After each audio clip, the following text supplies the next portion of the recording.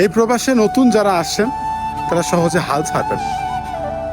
মনে রাখবেন, প্রবাসে যেহেতু আপনি আসছেন, আজ না হোক কাল সফল হবেন একদিন।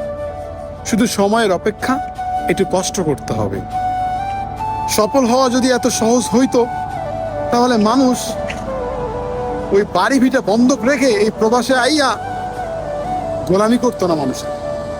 এই প্রবাসে অনেক ধনীর দুলাল পইরা আছে নিজের স্বপ্ন পূরণ করার জন্য, অথচ দেশে কিন্তু তাদের কোটি কোটি টাকা পড়ে আছে, তবুও নিজেকে সফল করার জন্য, নিজেকে প্রতিষ্ঠিত করার জন্য এই প্রবাসে পাড়ি জমায়। বুঝছেন?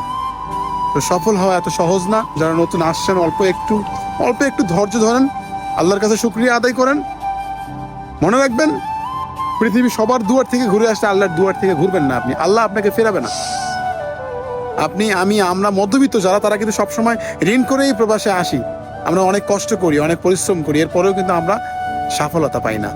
আর একটা জিনিস মনে রাখবেন, আল্লাহ তাআলা যে জিনিসটা দেয়, অতি সহজে জিনিসটা দেয়, ওই জিনিসটা কিন্তু অতি তাড়াতাড়ি আবার নিয়ে যায়।